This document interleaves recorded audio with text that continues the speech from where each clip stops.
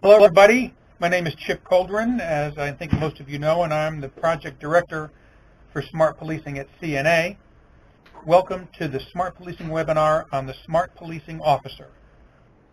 As most of you know, Smart Policing and the series of webinars we have presented over the past few years are funded and sponsored by the Office of Justice Program's Bureau of Justice Assistance. For reasons that we all know, they cannot join us today. We are fortunate, however, to have Craig Uchida, who is a policing fellow at BJA, as co-leader of this webinar. Craig, thank you for putting this together. Sure. Just permit me a few comments, and then I'm going to turn it over to you, okay? And I'm going to ask you to do the introductions of your team, okay? Sure, absolutely. So I think everybody knows, but it's important to remind everybody that we record these webinars, both the audio portion and the text portion in the chat room. So we should all be mindful of that. We do have several times during the presentation where we'll stop for comments and questions. If for any reason you don't get your comments or your questions in, we encourage you to use the chat room as the webinar is going on. So if there's a question that's introduced in the chat room, if we don't answer it immediately on the webinar today, we'll get you an answer as soon as we can. Also, as most of you, I'm sure, know, we will send you a session evaluation at the conclusion of today's webinar. We ask that you take that seriously and complete it. We've noticed kind of a diminishing response over the past 6 months or so, probably because most of you have done these webinar evaluations over and over and over again. We appreciate that. I'm just asking you to pay attention to it if you have a few moments. So today's webinar is about being a smart policing officer. It's the second in a series of webinars on this topic, and we use this as an opportunity to look to see if and how smart policing principles and practices are reflected in day-to-day policing practice. The Los Angeles Smart Policing team has put together a solid presentation with this in mind. Again, Craig, I thank you and the team for working with us on this. It's come together very nicely. And ask you to step in now, Craig, and invite you to introduce yourself and those present from the Los Angeles team. Thanks. Sure. Thank you. Thank you, Chip. Thank you, everyone, for your support and help in putting all this together.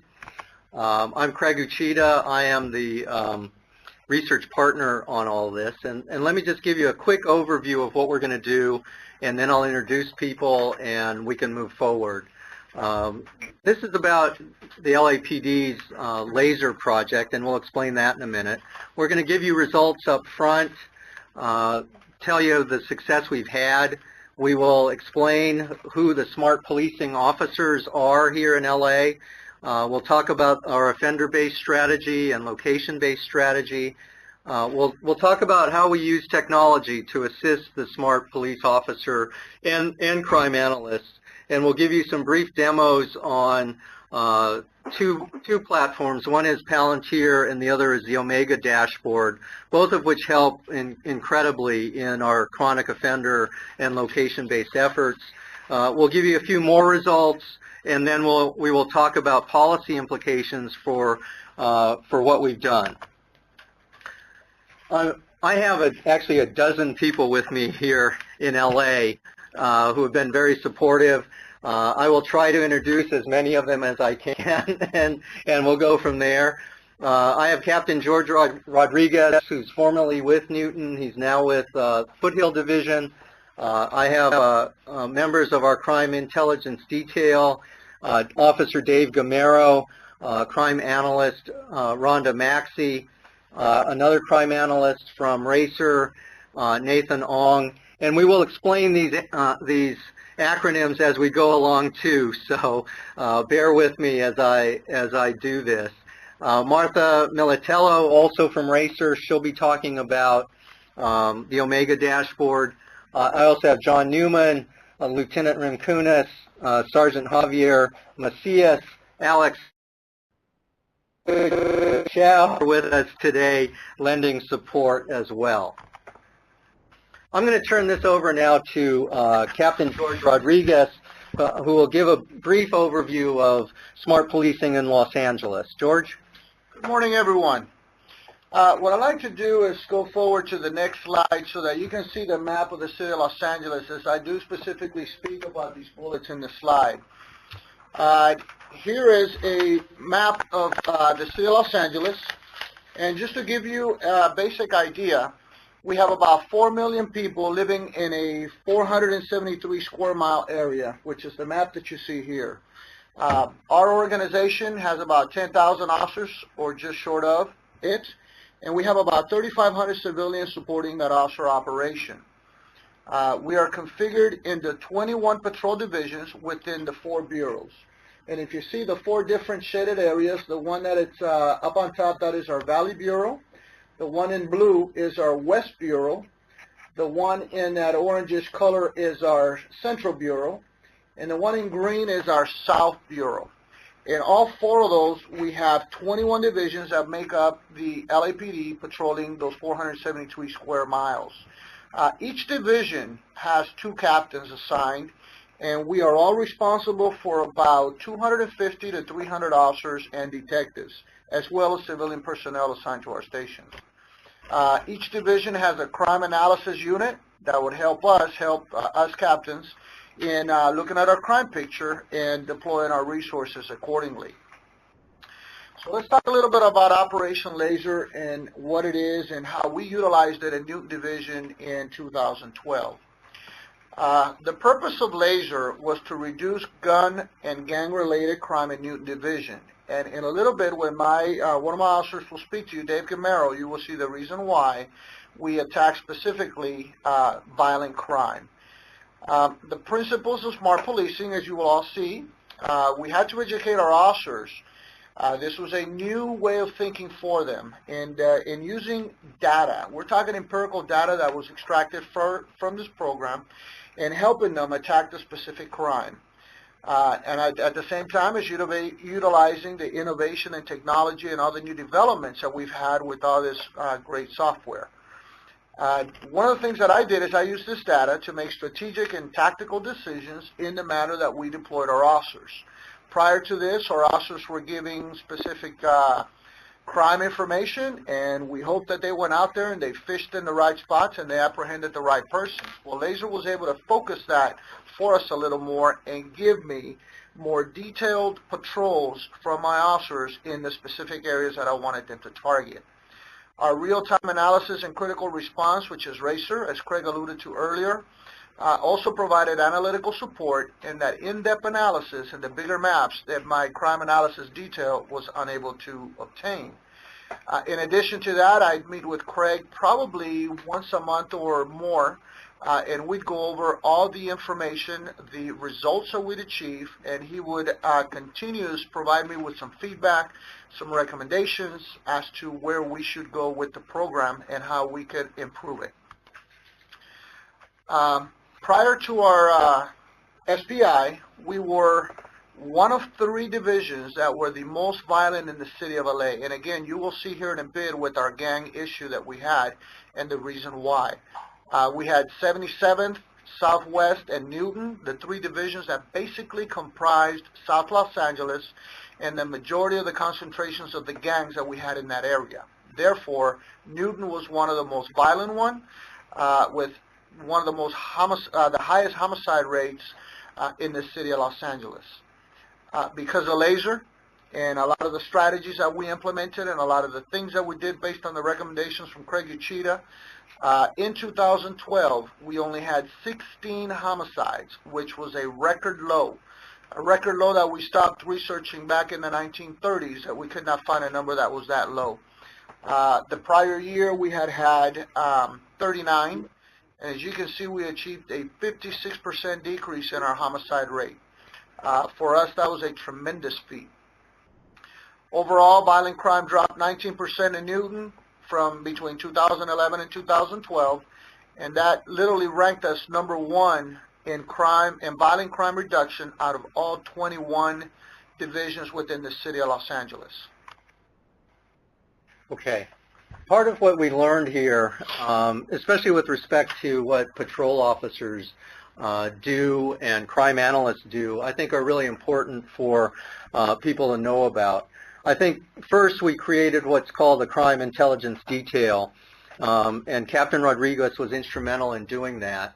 The CID idea, I think, of having 2 patrol officers and 1 crime analyst is at the heart of LASER and at the heart of the Smart Policing Initiative.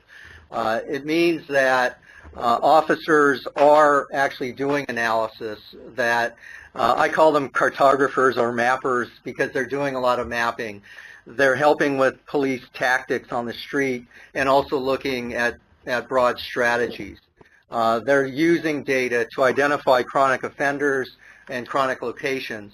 And one of the other things I just want to mention briefly too is that the captains initially took a real risk in pulling 2 officers off of the street and investing them in doing data analysis and the work of the detail.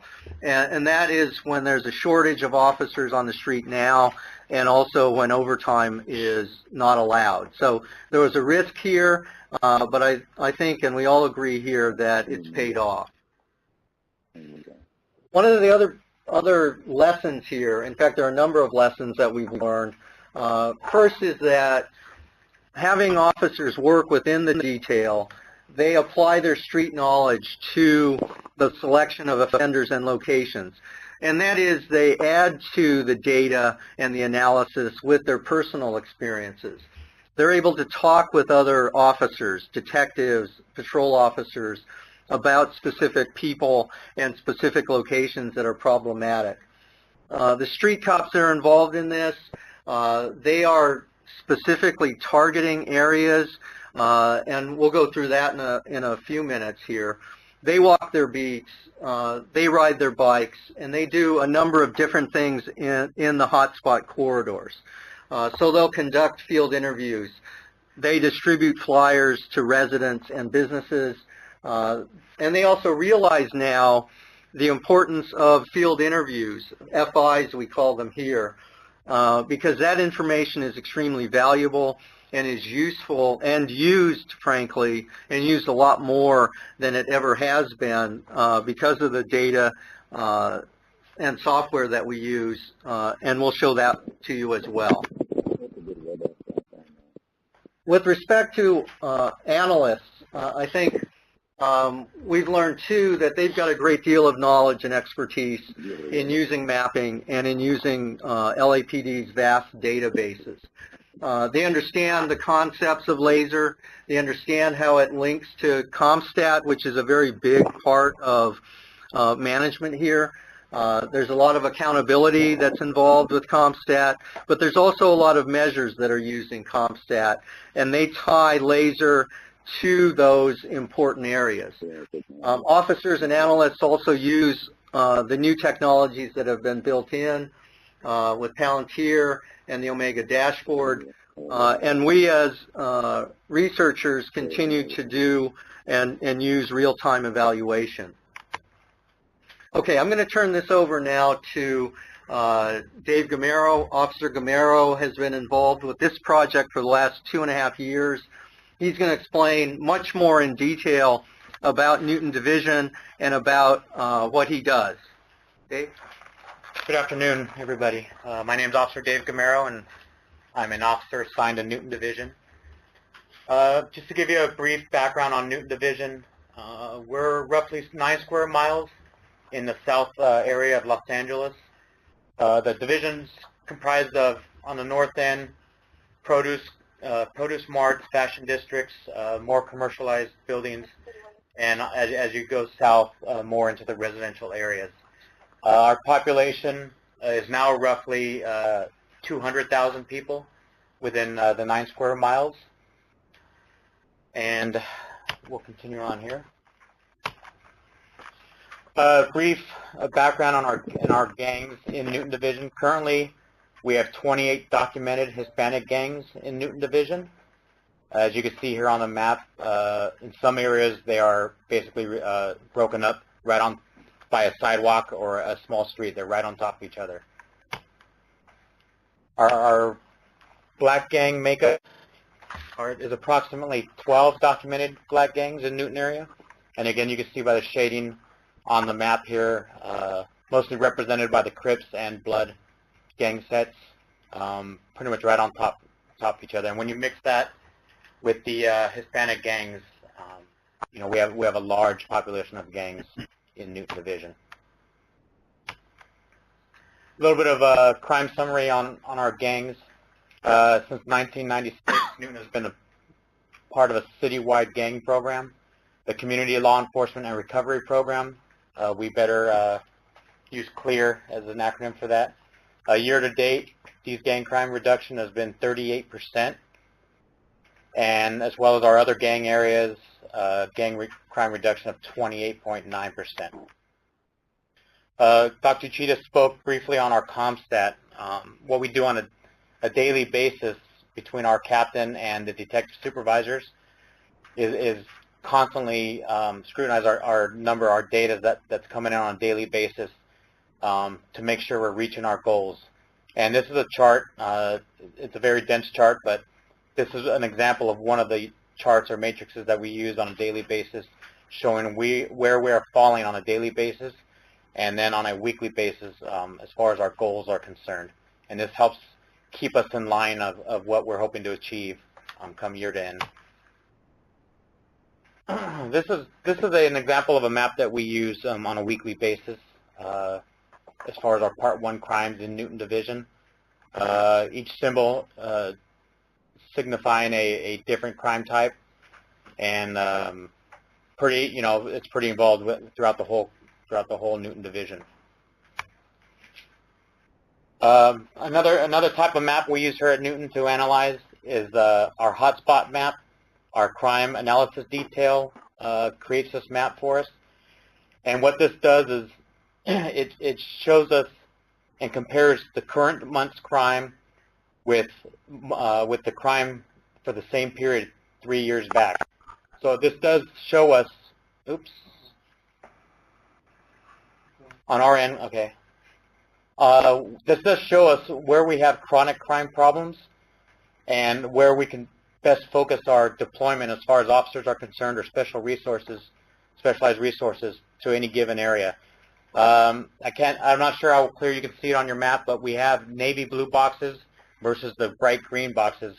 And where those boxes intersect is really the area that we want to concentrate on, because that is showing a chronic problem, whether it be a location-based problem or a seasonal problem. For example, school coming back into session or the holidays. It gives the captain a better idea of where he can deploy his resources on a weekly or monthly basis.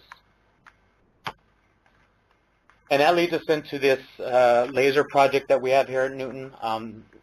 One of the focuses was on our chronic offenders. And what we did is the CID Crime Intelligence Detail, we gathered information on a daily basis, information that we've already had in Newton Division, but maybe just weren't utilizing it as best we could. So this information came from our regular patrol watches, and then more of our specialized units, our bicycle unit, our parole compliance unit that we have here at Newton Division. And our focus was primarily on robberies, weapons violations, aggravated assaults, all related to gun and gang violence. And what we did was, after looking through this information and identifying our chronic offenders, these that are out in the street consistently committing these crimes over and over again, we created this crime offender bulletin. And this crime offender bulletin, again, was information from our field identification cards, our traffic citations, our release from custody forms, primarily the misdemeanor arrest that we would cite for them to return to at a later court date, our crime and arrest reports, and the individual's criminal histories. And again, we focused on the violent crime related to gangs. So this chronic offender bulletin, it's a one-page snapshot for the officers to be smarter on the street. They know where our gang territories are. They know some of the gang members, but this chronic offender bulletin really put a face to the name and what that individual is all about, to make them smarter in the field, to really let them know what who each individual is and what they are all about on any given time. So this chronic offender bulletin shows their physical descriptors, their oddities, what their past crimes are, parole or probation status, the vehicles that they may have been in, and any contact with law enforcement on prior occasions. So this is an example of a chronic offender bulletin. Again, it's a one-page document, something that they could easily carry in a small binder with them in a patrol vehicle, or it can be viewed on the computer in the station. And again, it just puts all of the pieces of information about any one individual together just to make them smarter on the street. And these are chronic offenders. These are individuals that have repeatedly committed these violent crimes.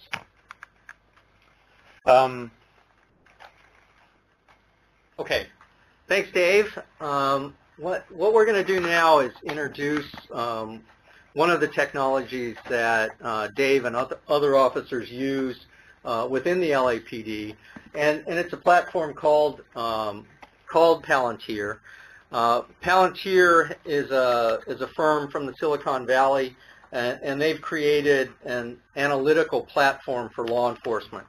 Right now, there's over 15 diverse databases that come into Palantir and that are accessible by analysts, officers, detectives, everyone in the department who's been trained on it.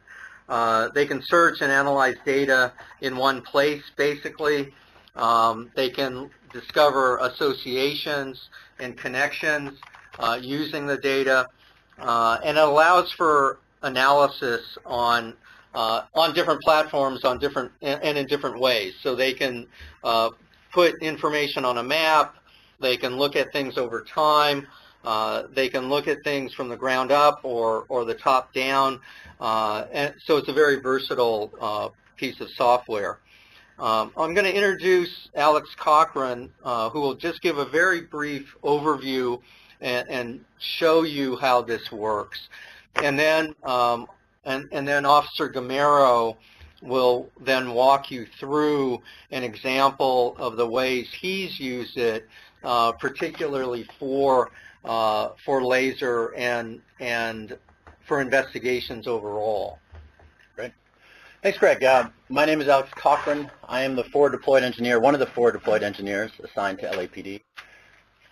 Palantir, just for a bit of background, it's all about data integration, bringing together in one place all of the information from a department, from a company, a military group, what have you. Here at LAPD, the data that we have is many of the data sets that Dave listed as being crucial for the Chronic Offender Bulletin. So crime and arrest information going back over a decade, field interviews, crime alert bulletins, citations, tips from the public. All of this at LAPD is also connected to the LA Sheriff's Department. So one search here accesses all that information. So what I want to show you now is a brief, abbreviated walkthrough of how one of these chronic offender bulletins would be created in Palantir, and talk a little bit about the platform that way. So here, this is our main application, a simple search. I'm going to search for one of our offenders, Eric Barton. So what this is going to do is hit all those various data sets and bring back the information. So rather than a single, let me pull up my demo investigation. Rather than a single, or rather multiple passwords, multiple databases to hit, you just have one location to find the information you need, saving a lot of time. So Eric Barton is my person of choice. By the way, I had to open this up. All our names are changed to protect the guilty. And we'll open up the record here in Palantir. So what it's going to pull is information in one place from all those different sources. And you see that here under properties. So we can have AKAs, clothing, descriptions of tattoos, dates of birth, driver's license information, everything you need in one place from multiple sources. In this case, we have arrest information, citations, field interviews, and incidents, all pulled into one. Now the great thing about Palantir is everything is sourced. So for instance, we see two databases here, or two dates of birth rather. And if we go down, we can see that, well, one date of birth came from a single field interview, 2009, while the other came from multiple different sites and citations. And we can even click through onto, say, this burglary arrest to get more information about that arrest. This is crucial. It preserves all the information in the sourcing from those original databases, and yet gives officers and analysts and detectives a single view. So let me switch gears and show you our graph application. So this built into Palantir is how we do link charts.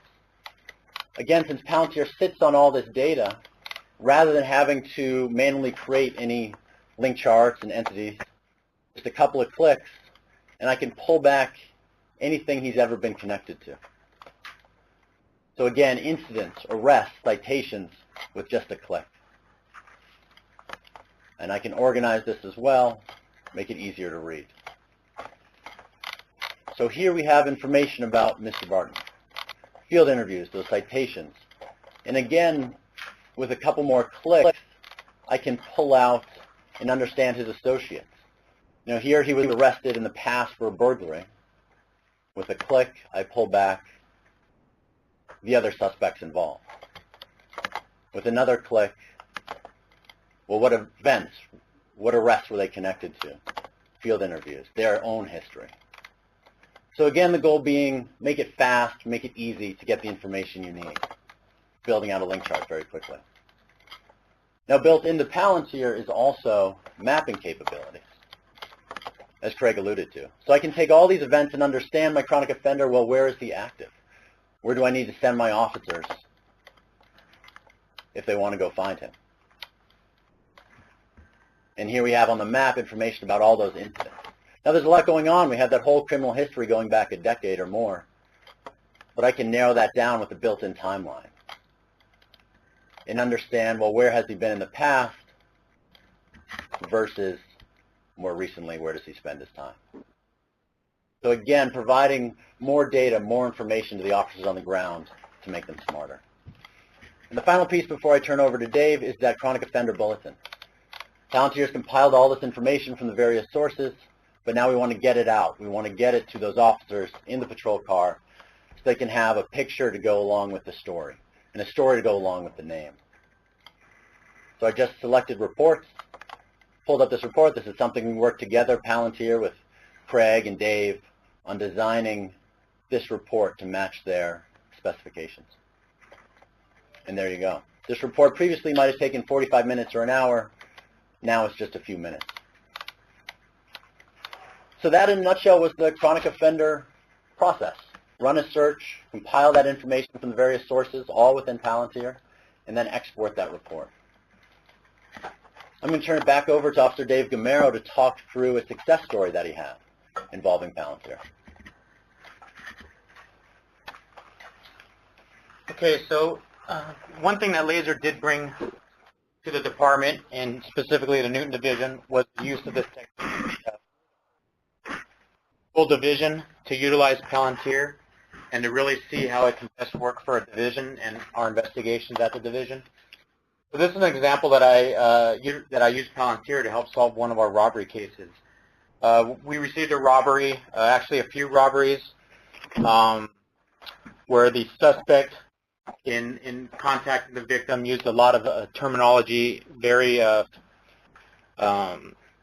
familiar with our tagging crews, those that are going out spraying graffiti all over the place, and that was really a good piece of information to have, because you'll see at the end here it really helped us find our suspect. But initially we have this robbery report, and the information that we received from our victim, our witnesses, was a burgundy Honda with the first 4 digits of the license plate, 6RNE. With that information, and only that information, I went ahead and queried in Palantir in their vehicle search, and which actually is connected to the department's automated license plate reader system. What that query brought back was 21 hits that fit those first 4 digits of that license plate. Palantir gives us the ability to search through the actual hits on the license plate and to get a better view of the vehicles that it is photographing. So what I was able to do is take these 21 hits and look through each one individually, and see if anything fit my victim's description of the vehicle. I did come across this one license plate which fit very closely to what the victim had described, a burgundy Honda, four-door, unknown model. This both fit the description of the vehicle as well as the license plate they described. With this information, I went ahead and ran that license plate, that full license plate in the system, and came back with roughly 40 hits of that one vehicle. What I was able to do with all these hits was to get a really good picture, a good clear picture of the vehicle so we can print it out and show our victim for identification purposes. So this gives us all angles. It really gets you to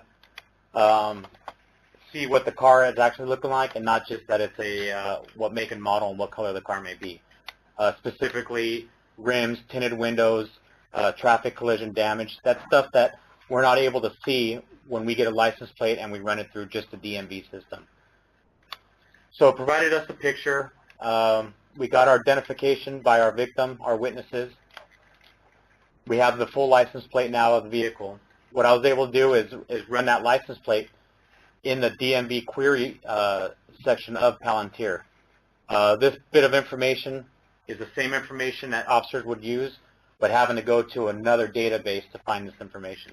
Here it's all in one place for me. Jackson De La Rente was a registered owner with a residence near our division, so that was looking pretty good to me. Taking this information, I continued through the investigative process, and I queried Jackson De La Rente. I get 2 hits back in Palantir of someone sharing that name. The first hit I get, I go ahead and as Alex alluded earlier, a simple click of a button to see what this person's about, what events is he associated with.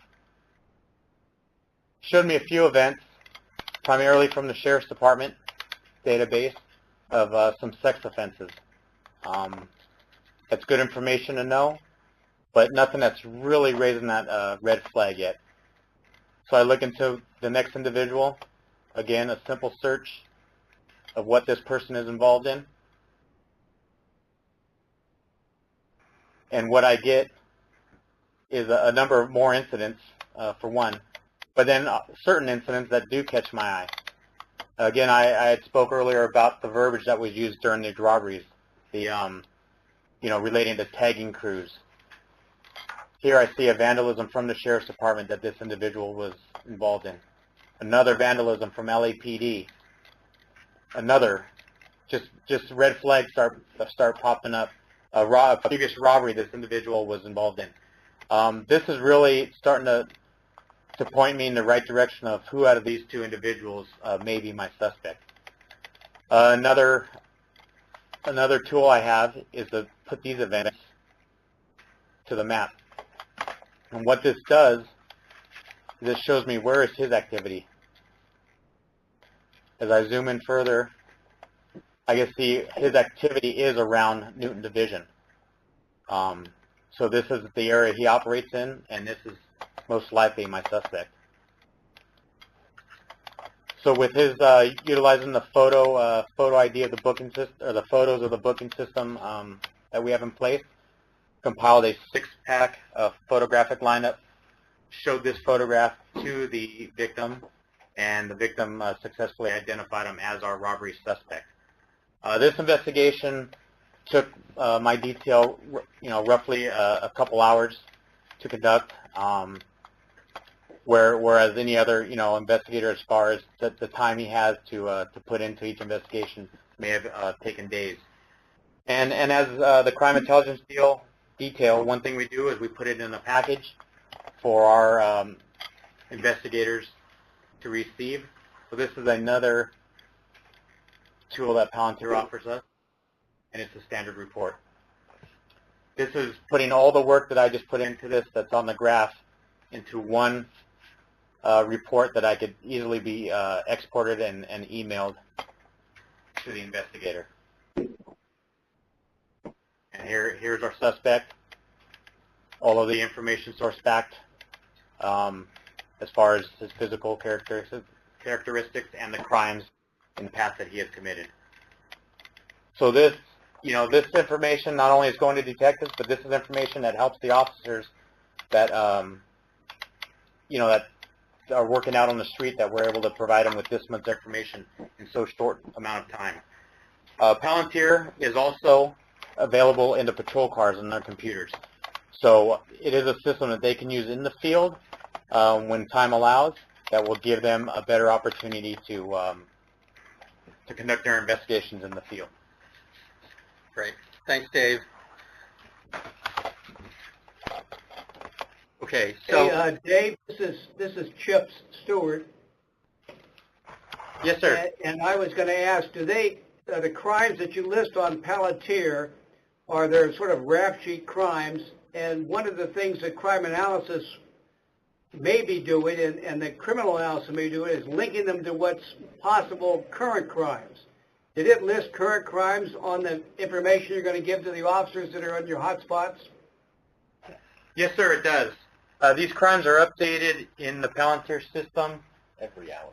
roughly every hour. As soon as they get inputted through our records department, as the crimes come in throughout the day, they are then put into Palantir. So they're almost immediate to the hour of as far as the crimes coming up on any individual or on the maps. And those aren't arrests. Those are the ones he's suspected of being involved in? No. Well, these are crimes that, this particular crime in this example were past crimes that he had been involved in. I am able, though, in Palantir, it wasn't shown in this example, but I can query robberies in general, which would provide me the MOs and descriptions of the suspects that I could also use as a tool to help further identify my suspect. good. Because that could help your interrogation or your interviews, and it help building cases. You could throw the other ones out that aren't involved, but it would at least give them something to focus on. Good, thank you. Okay. Part of what? Okay. Okay. Just in sum, I just want to indicate what Palantir has done for the smart policing officers. Clearly, it's made the CID officers much more efficient. Chronic offender bulletins, as we've mentioned, are now created in 5 minutes instead of 45 minutes. In using the technology, Officer Gamero has really played an important role in assisting detectives and other police officers in making arrests. So he's estimated that about 50 to 60 arrests have occurred over the last 18 months working with robbery gangs and narcotics detectives. Right now, over 1,500 officers and analysts in the LAPD have been trained on it, and that number continues to grow. Okay, what I'd like to do now in our remaining time is turn to how we do location-based efforts and how and in what way analysts have helped shape that, and how police officers have been involved in working those areas. A couple of things here that are important. First, we looked at, and the crime analysts worked with me on this, we looked at over 5 years, almost 6 years of data, and at gun-related crimes in particular in Newton. What I have here is a simple map of gun-related crimes in 2011. If I had put up the 6 years of gun-related crimes, this map would be very, very red, and in particular, very red in our hotspot corridors. And so I chose not to do that, and instead there are just these dots on the map for 2011. In the green, you'll see that these are our corridors. They're about 20 blocks long. They're areas that have been prone to gun-related crime for at least 30 years. They are major corridors in terms of businesses, So along each street are a number of different stores, mom and pop, bodegas, cell phone sellers, water sellers, all kinds of different things go on there.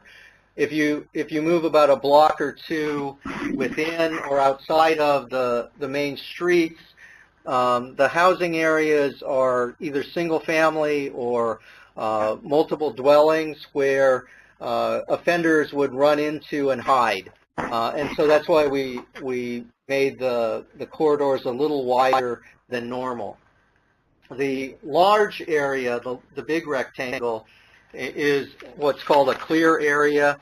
This is a gang initiative that the city has been involved in for almost 15 years, and we chose to leave that as a hotspot area that everyone would work. In terms of what happened here, CID and crime analysts would develop weekly missions for the hotspot corridors. So the missions would guide the different watches into these areas, patrol units in particular, but also bikes and foot patrol. As I mentioned earlier, bike officers and foot patrol work these areas particularly hard and were instrumental, frankly, in reducing violent crime in those areas. Okay. Part of what we're now using is a new technology to assist with location-based and even with the chronic offenders to a certain extent. Captains, officers, and analysts are now able to create charts, graphs, and maps, and data are drawn from incidents and arrests that also include data from the LA sheriffs. I'm going to turn this portion of our presentation over to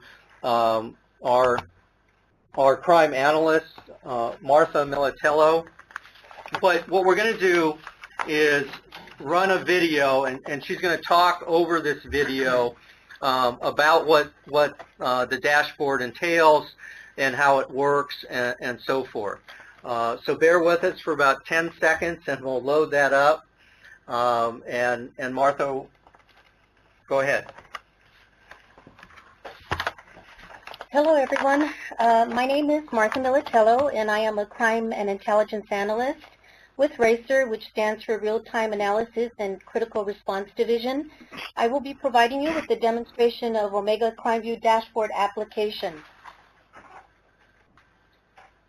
Well, Omega CrimeView dashboard is a web-based software system that provides the capability to powerfully query multiple data sources and present comprehensive results in an interactive, very user-friendly approach. Dashboards, automated environments, they stimulate information-based decisions where queries can be configured to auto-populate for the viewer or individually to query by crime, hot RD map, gang-related crime, parolees, sex offenders, and repeat locations.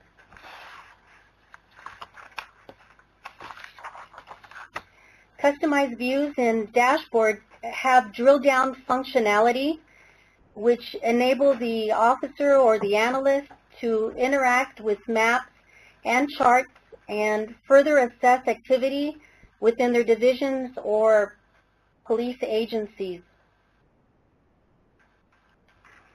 Officers, as well as crime analysts, will have the capability to view and query crime data from within the department as well as from the Los Angeles County Sheriff. They can be designed to monitor criminal activity related to specific crime trends in near real time. Dashboard takes parolee and sex offender data that is downloaded from the State of California's Department of Corrections and Rehabilitation and arranges the records into a summarized view that will give you an instant snapshot of all persons of interest mainstreamed into your jurisdiction.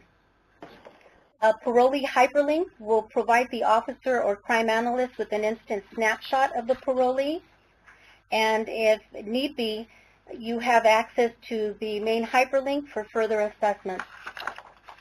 Users will also have the ability to query parolees and sex offenders by crime type, registration type, parolee status, as well as scars, marks, and tattoos. By entering the value, officers and analysts can narrow the search results based on key descriptors. This one entered now is going to be for the word dragon. The value is entered into dashboard, it's queried and geocoded onto the map.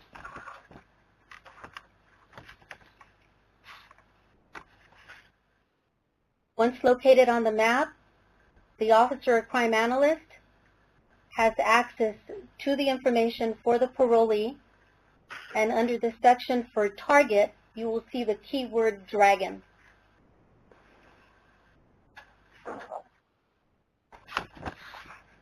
I'd also like to talk to you about situation awareness, and that would be based on border crimes.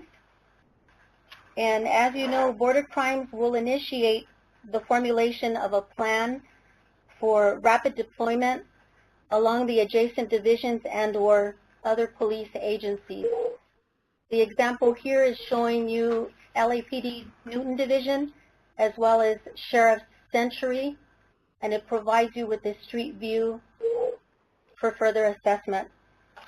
Designers can create customized boundaries for targeted mission areas, which can be disseminated for intelligence and officer safety issues within the division or neighboring agencies, or for anyone actually who is coming into either one of the police agencies. The targeted mission areas can be used for directed patrol, deconfliction, and special operations. Spatial notes for information, street intelligence, crime alerts, and chronic offender bulletins can also be readily available on dashboard. Now, for the chronic offenders, the selected query layer will enable officers and crime analysts to view published chronic offender bulletins within their identified geographic areas. Once populated onto the map, the end user will select the icon, hyperlink is provided, and the bulletin is immediately available for assessment. In closing, dashboard summarized views will give you an instant snapshot of recent activity. Its automated environment stimulate information-based decisions that will allow the officer or the crime analyst to query by city or county. Queries are automated or can be defined by crime, parolees, and sex offenders. Effective tactics can be based on timely and accurate intelligence, which will allow for the formulation of a clear and concise plan. Thank you for your time. Great, thank you, Martha. Just in sum, I want to mention that Dashboard is a new tool. It's now being introduced throughout the department. Over 500 officers and analysts have been trained so far, and that will continue to grow. This is another example of how data and technology are integrated and used by officers both at the station and on the street. Okay, in the next few slides, I'm just going to sum up where we are and what's happened with respect to laser and with respect to smart policing. We clearly have found positive and significant results as a result because of the tactics and strategies that have been involved here. As Captain Rodriguez mentioned earlier, homicides have dropped from 36 to 16. That trend continues this year. 13 homicides have occurred as of last month, which again is on a par with the 16 from last year. which is still good. I'm sorry that it hasn't dropped more. We have had a statistically significant reduction in violent crime in Newton over the last 16 months, and decreasing trends in homicide, robbery, ag assaults, and gun-involved aggravated assaults have also occurred. There are a number of different policy implications as well here, and that are particularly important with respect to police officers. We know that the CIDs in particular are worth the investment because of the types of data analysis strategies and the way in which they've assisted in making arrests. Officers and analysts have successfully targeted chronic offenders and chronic locations as well. Because of these successes, the LAPD has expanded LASER to 4 more divisions, and part of what the chief has asked for is that we test it on property crimes, especially burglaries from motor vehicles. So the replication of LASER is taking place in Foothill, Hollenbeck, Southwest, and Wilshire. Those are 3 very different divisions than Newton. It will continue in Newton as well. The key here again is to create crime intelligence details, which all of these divisions have done. They're getting assistance from myself and the crime analysts at RACER with respect to training on the different technologies and the different ways in which they need to analyze data. Over the next few months, we hope to see some positive results, and hopefully we can report those out to you in the next 3 or 4 months as well. Okay, so that's it. Thank you for your time in listening and watching all of this. If you do have questions, I know I've been getting a few questions sent to me through this system. If there are others, please feel free to ask, and we can sort through them and go forward.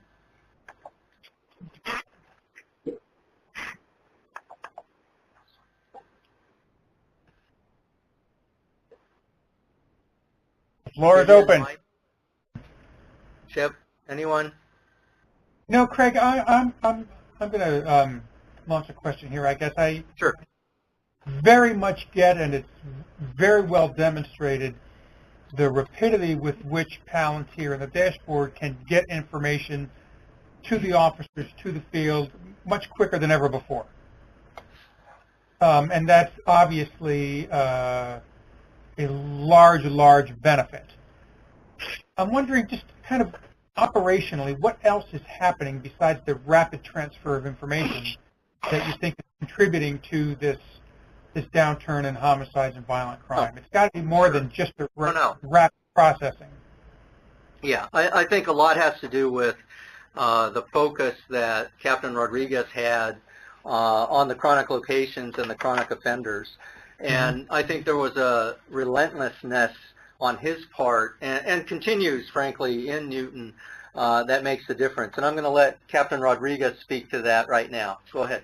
Chip, to specifically address that question, one of the things that we told the officers when we engaged in this venture and the repeat offender program is that we don't want to just create the bulletin and then just let it sit there with nothing to do. So one of the things that I did is I tasked one of my specialized units, our parole and compliance unit, or our special problems unit. These are street level units that fight crime, to specifically target these individuals. We know once a robber, always a robber. These individuals tend to stick to that crime that they particularly like. And these chronic offender bulletins basically served as a reasonable suspicion basis for them to go contact this individual. A lot of them, as we know, they're on parole or probation, so that gave them that knowledge up front where they can go in and contact this individual. Focusing specifically on the violent crime, the reduction of it led also to the number of arrests and the number of guns that we were able to remove from the streets based on these follow-ups. So not only were we encountering them out on the streets, but we were going to the residence, we were going to where they were located, and perhaps hiding some of these weapons that were in turn end up being used on the violence itself. So for the year, and this is something that we haven't covered, the weapon recovery was twice as much as what we had done in any previous years. So that came down to the root of the problem as to why the reduction in violent crime. Excellent. Okay, I appreciate that. Thank you. That I have is regard to the officers who were selected to assist the crime analyst. What was the criterion for selecting these officers? Were they volunteers? Were they assigned to this? How were they viewed by the other officers in the division? Go ahead, Greg. No. Well, actually, this is Captain Rodriguez. It was a combination of things. I could not put anyone in there who did not have a passion or a want to do this. So we put it out, and it was basically on a volunteer basis. And we fully supported the officers and provided them the training, the mentoring, everything that they needed in order for them to succeed. With that in mind, I also had to look at credibility. What kind of credibility did the officers carry out with the rest of the patrol forces? Because one of the key pieces with not Palantir only, but the whole program, is that these officers are able to go to roll calls and talk to those patrol officers and let them know where the crime is occurring, how do they know that, the importance of these crime offender bulletins, and the impact that it's going to have in the long run. If I would have selected someone who didn't have that credibility, as we all know, he would have been shunned at the roll call level, and those bulletins would have been for nothing, and those follow-ups would have never been conducted. So it's a combination of things, and I know my officer was also telling me that it was based on looks and availability, but that did not have nothing to do with it. So it was all came down on credibility, hard work ethic, desire, and want. And obviously Dave had all of those, and he's done a tremendous job and continues to do a tremendous job. In fact, he's a resident expert for the entire department, and the new personnel that we have afoot here where I'm at have been trained by Dave as well. So that goes to show you the type of dedication and level of experience and credibility that you got to have at this spot. Very good. That makes all the sense in the world. That's one of the challenges, is trying to get the crime analysis integrated into the practitioners. The people who are working the craft, so to speak. The one thing that I did notice, and I continue to realize today, having been a street officer myself once upon a time, I never imagined or never realized that we have a lot of young men and women within our organization that are very savvy, that are very intelligent, and that have this want and desire as well. But from some of us who didn't know this type of thing existed, I always believed that all the officers wanted to do is be out there in the streets and crush crime and do what I wanted to do. And unbeknownst to me, Dave was there, and there's a lot of other officers that share the same passion and want. So it's there for the asking, and all we got to do is exploit it and get it out as managers. Very good. Thank you. Very well put. Thank you. Yep. Anybody else? We got time for maybe one or two more questions.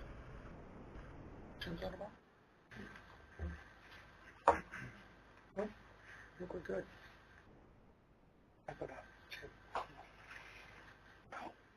Okay, so in the approximate 1 minute that we have remaining, just this is Chip Coldren again. Just permit me a couple closing comments. Craig? Chip? Yeah. Chip, it looks like we have one more question. Oh, good. Please go ahead. He's asked if they've used systems to help determine patrol allocations and patrol staffing levels. Yeah. Absolutely. In fact, when we go back to the corridors, one of the things that I looked at is what are the times and what were the locations. And prior to this, we did not have a dedicated bike unit to the division, because up to that point, it wasn't really necessary. My partner and I were of the mindset that we needed to keep them in uniform, in the black and white, providing A, the high visibility, and B, trying to crush crime, the old traditional, good old-fashioned way. This data and the maps and the heat corridors, brought to my attention that I needed to dedicate a resources that was going to be a little bit more agile. I needed to deploy them in the specific times that these robberies were occurring. If you look at the corridors, those are all major thoroughfares that lead into downtown Los Angeles from our resident communities. So based on the selection of those corridors and the times and the dates, my deployment was set accordingly in order to impact that. So yes, to answer the question, it was instrumental in my deployment of the resources on times, dates, and locations. Good. Thank you, Ed. We had another question about the availability of these slides. And, with all of our webinars, we put the recorded webinar and the slides up on the Smart Policing website. So feel free to go there. They'll probably be up in a short amount of time. And if you have any difficulty finding them or accessing them, simply send a message to spi@cna.org and you'll get a response. Let me just say again, Craig and Captain Rodriguez, Dave, Martha, Alex, everybody from LA, thanks very much. I think it's really very valuable to see how the smart policing tactics and the information supporting all this actually gets to work in the field and gets into the hands of officers and detectives. So I found it very informative. Very much appreciated. Let me say thanks to Vivian, Zoe, Chips, Mike, Hildy, and all the others at CNA who do the upfront behind-the-scenes work to get these things ready. Thanks very much. I thought I'd just let people know that this is a busy time of year. Webinars and smart policing, I feel like we're in our fall semester. October 23rd, we have a follow-up webinar from Brenda Bond on how to measure organizational change. On October 28th, from the folks at Arizona State University, we'll have a webinar on social network analysis. November 5th, John Eck will return with a follow-up to his webinar on place-based strategies. And on December 4th, Scott Decker from Arizona State will lead a webinar on focused deterrence and call-ins, which is a very popular tactic among our smart policing sites. So all that's coming up. If you have questions, contact me, contact Vivian, contact the website. We'll help you any way we can. Please remember to pay attention to your evaluation when it gets sent your way. And I say thank you to everybody. I thoroughly enjoyed this session.